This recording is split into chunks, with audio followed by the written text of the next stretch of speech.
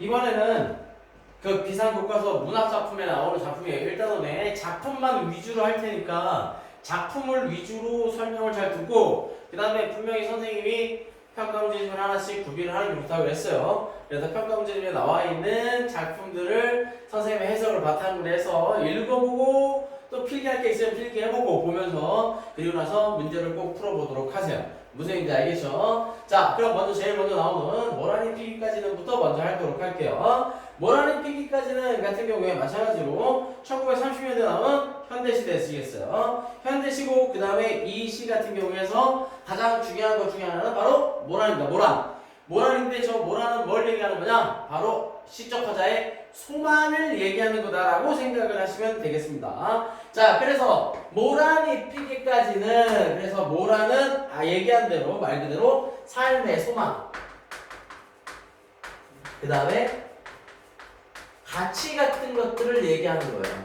그 다음에 피기까지는 이렇게 돼 있으니까 나는 아직 나의 봄을 기다리고 있을 테요 이렇게 있는데 나는 아직 그러니까 말 그대로 나는 아직이니까 뭐야? 바로 화자의 기다림이 숙명적이야 운명적이야 라고 얘기하는 거예요.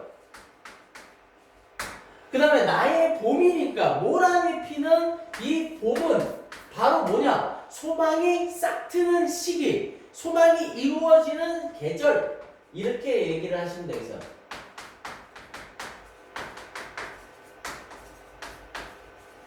그러면서 봄을 기다리고 있을 테요 라고 얘기해놓고 모란이 뚝뚝 떨어져 버린다.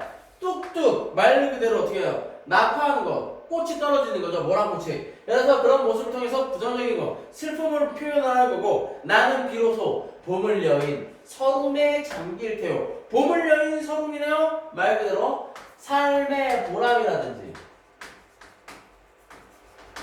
그 다음에 의미를 이런 것을 얘기하는 거야. 이런 서름을 얘기하는 거야. 그러면서 5월 어느 날 그 하루 묻었던 날 봄이 잃어버리고 묻었던 날이니까 봄이 가고 이제 뭐예요? 여름이 왔죠? 그럼 여름이라는 말은 거꾸로 뭐라고 생각하면 돼요? 봄의 상실을 의미한다라고 생각을 하시면 돼요. 그래서 떨어져 누운 꽃잎마저 시들어 버리고는 천지의 보라는 자취도 없어지고 뻗쳐오르던 내 보람 쏘게 무너졌느니 그러니까 뻗쳐오르던 내 보람이 성게 무너졌어요. 모란의 낙화를 통해서 화자의 소망 그 다음에 보람도 무너지는 거예요. 알겠죠? 모란이 지금 알면 그뿐 내 한 해는 다 가고 마라 라고 얘기했는데 모란이 지는 걸 마치 인생 전체를 다 잃고 그 다음에 한 해 1년이 전부 다 지나간 걸로 얘기를 해요. 그래서 이건 과장법. 그러면서 360날 하냐? 섭섭해 오는데다 360날은 기다림의 날이죠. 기다림의 날. 기다림이 말 그대로 섭섭한 거예요. 그러니까 그런 서글픔을 얘기하는 거고 모란이 피기까지는 나는 아직 기다리고 있을 테요. 찬란한 슬픔의 봄을 이렇게 내네. 찬란한 슬픔의 봄 역설법이죠. 자, 그러면 나는 아직 기다리고 있어요. 찬란한 슬픔의 봄 이렇게 얘기하면서 모란이 피기는 시기를 계속 끊임없이 기다릴 거다. 그런데 그 전까지는 찬란하면서도 슬프다. 왜? 봄이 지나가면 모란이 지고 마니까. 그러니까 이 시에서 얘기하는 것들은 어떻게 보면 단순하게 생각하시면 돼요. 단순하게 어떤 소망에 대한 기다림이라고 생각하시면 돼요. 소망에 대한 기다림. 그러니까 우리도 무엇인가를 기다리고 무엇인가가 돌아오길 바라는 거죠. 내가 기다리는 건 코로나가 빨리 끝나고 우리가 수업을 할 수 있는 그런 시점이에요. 맨날 수업하는 사람이 수업을 안 하니까 정말 미쳐버릴 것 같아요. 현타 와요, 현타. 그런데 그런 것들을 얘기하는 것처럼 어떤 소망에 대한 기다림을 바로 이렇게 시적으로 표현을 하고 있는 거예요. 그래서 모란이라는 저 대상을 통해서 그 작가, 이 작가뿐이 아니라 이 시적 화자뿐이 아닌 작가도 기다리고 있는 것에 대해서 얘기를 하는 겁니다. 무슨 얘기인지 알겠죠? 자, 그 다음에 잘 기억을 해두시고 뒤에 보시면 이제 수호제기라는 작품이 나옵니다.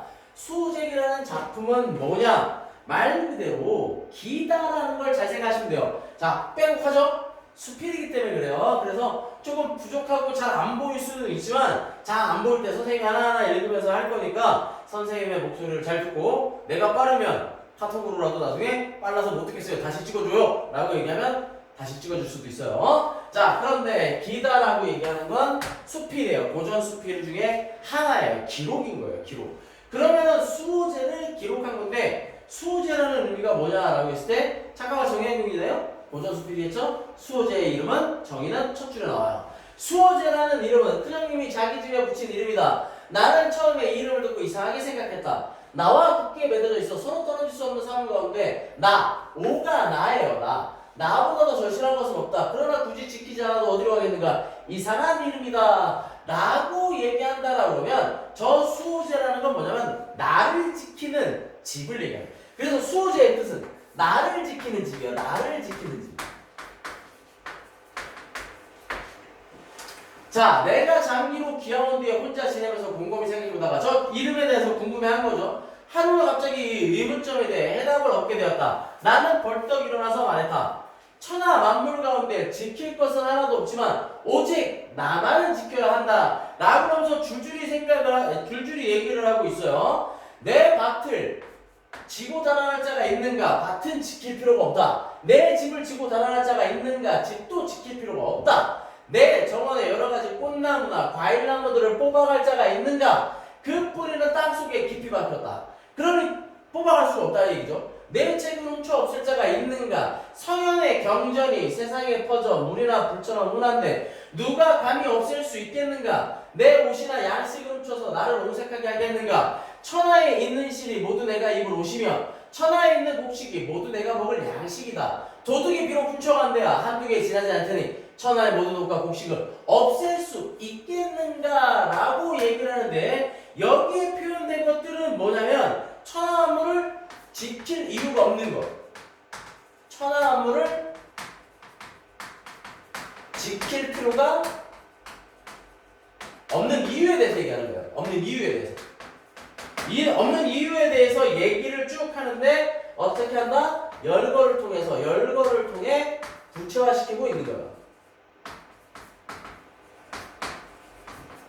자, 그러니 천하 만물은 모두 지킬 필요가 없다라고 얘기하죠. 그런데 오직 나라는 것만, 나는 잘 달아나서 드나드는데 일정한 법칙이 없다. 아주 친밀하게 붙어있어 서로 배반하지 못할 것 같다가도 잠시 살피지 않으면 어디든 못 가는 곳이 없다. 일부러 꿰면, 자 여기다가 또 표시해놔야죠. 떠나가고 위험과 재앙이 겁을 줘도 떠나간다. 마음을 울리는 아름다운 음악 소리만 들어도 떠나가며 눈썹이 새까맣고 이가 하얀 미인의 요염한 모습만 보아도 떠나간다. 한 번 가면 돌아올 줄을 몰라서 붙잡아 말려할 수가 없다. 그러니 이렇게 얘기했는데 자 여기까지 얘기하는 것들은 다 뭐냐면 바로 나아가 달아나는 예에 대해서 달아나는 모습에 대해서 얘기하고 있는 거예요. 모습에 대해서.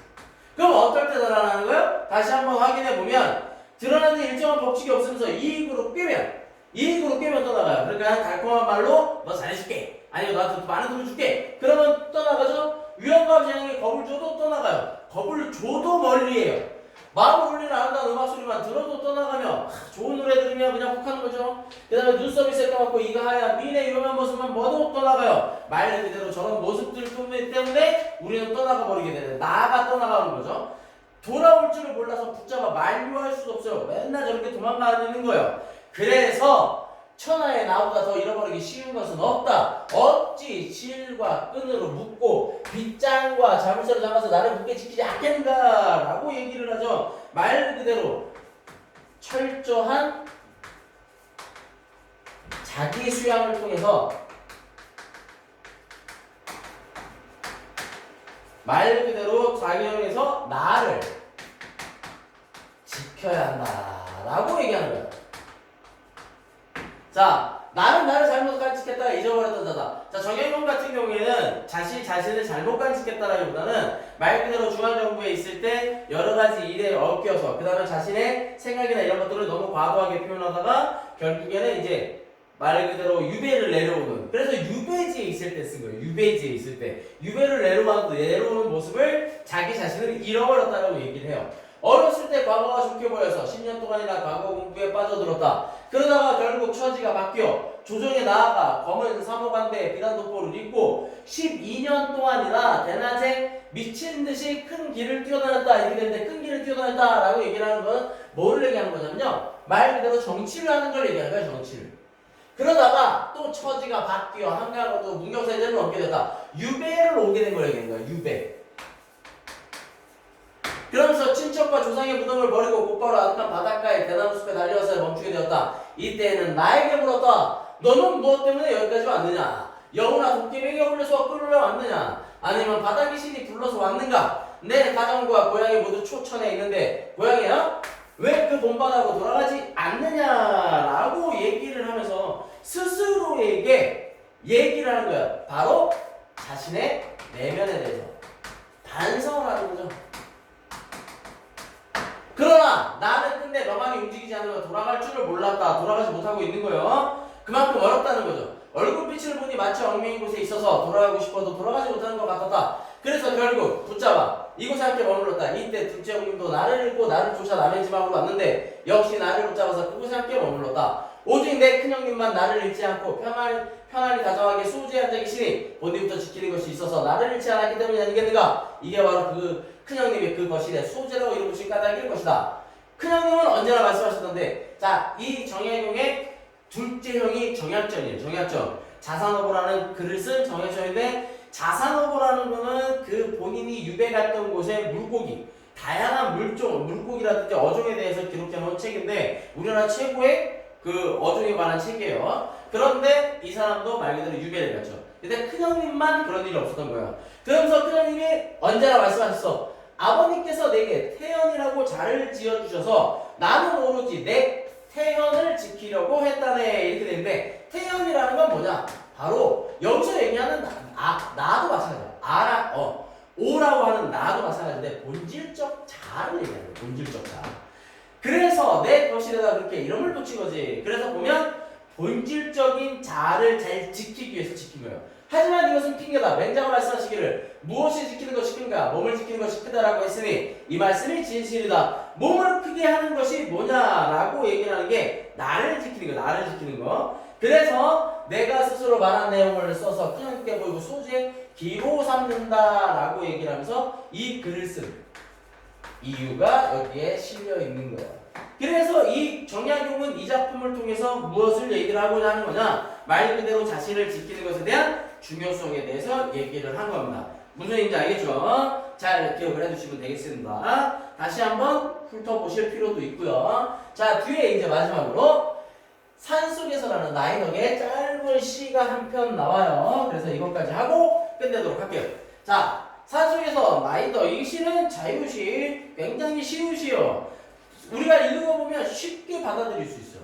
길을 잃어보지 않은 사람은 모르리라 라고 얘기했는데 길을 잃어보지 않은 사람, 이 길을 잃어보지 않은 사람이라는 건 무슨 길? 이 길이라는 개념은 결국엔 이렇게 생각하시면 돼요. 어떤 삶에서 삶을 얘기하는 거고 길을 잃었다라고 얘기했을 땐 삶에 대한 어떤 시련이라든지 고난, 어려움을 겪었을 때라고 얘기를 하는 거예요. 근데 그런 사람은 모르리라 라고 얘기하는 거예요. 터덜거리며 걸어가는 길 끝에 멀리서 밝혀오는 불빛의 따뜻함을 자, 요렇게 도치죠. 도치법이에요. 그러니까 멀리서 밝혀오는 불빛의 따뜻함을 터덜거리며 걸어가는 길 끝에서 그 따뜻함을 잃어보지 않은 사람은 모르리라. 그러니까 터덜거리며 걸어가는 길 끝에서 멀리서 밝혀오는 불빛의 따뜻함을 잃어보지 않은 사람은 모르리라. 요렇게 도치네요. 그죠? 네, 실수했어요. 자, 그런데 이렇게 얘기하는데 여기서 그러면 불빛은 뭘 얘기하는 걸까요? 라고 얘기했는데 그런 어려움, 고난 속에서 오는 희망, 위안 같은 존재다라고 생각을 하시면 돼요. 그래서 이런 것들에 대해서 얘기를 하고 막무가내 어둠 속에서 자, 어둠도 마찬가지예요. 고난이고요. 누군가 맞잡을 손이 있다는 거. 맞잡을 손은 희망이랑 같은 거고요. 어둠은 길을 잃은 거랑 같은 개념이에요. 인간에 대한 얼마나 새로운 발견인지 쉽게 얘기하면 인간에 대한 얼마나 새로운 발견이냐? 인간은 누구에게나 위안을 받는다. 위안받는 존재다. 있는 존재. 이렇게 얘기하시면 되겠죠? 그러면서 산속에서 밤을 맞아본 사람은 난리나. 자, 밤 하면 또 마찬가지로 동그라미로 하면 되겠네. 세모. 밤도 마찬가지로 부정적인 거야. 그 산에 갇힌 작은 지붕들이 작은 지붕들 동그라미죠. 작은 지붕들이 거대한 산지보다 얼마나 큰 힘으로 어깨를 감싸주는지 똑같은 개념이 되는 거예요.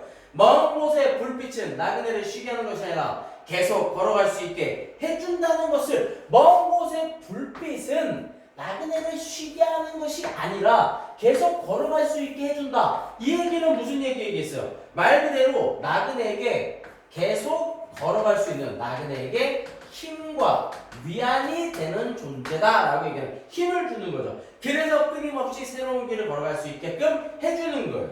무슨 얘기인지 알겠죠? 그래서 이 시에서 얘기하는 건 뭐냐? 말 그대로 어떤 어려움이나 시련, 고난을 겪더라도 이런 위안과 위로, 그런 것들이 희망이 되는 존재들을 우리는 찾을 수 있고, 그런 것들이 얼마만큼의 큰 힘이 되느냐를 얘기하는 거예요. 무슨 얘기인지 아시겠죠? 자, 여기까지의 내용이 비상 한초로 문학교과서 1단원에 나오는 작품들이에요.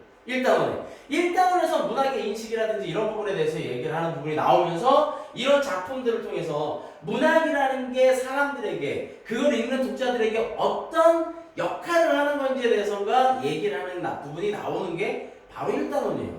그러니까 이런 작품들을 읽고 그런 부분들까지도 생각을 하시면 되겠습니다. 무슨 얘기인지 아시겠죠? 자, 여기까지 할 테니까 마찬가지로 읽어보시고 꼭 다시 한번 되새겨보시고 생각해보시고 문제를 풀고 그 다음에 갖고 오시면, 채점까지 해갖고 갖고 오시면 같이 진행을 하도록 할게요. 오늘은 여기까지 하겠습니다.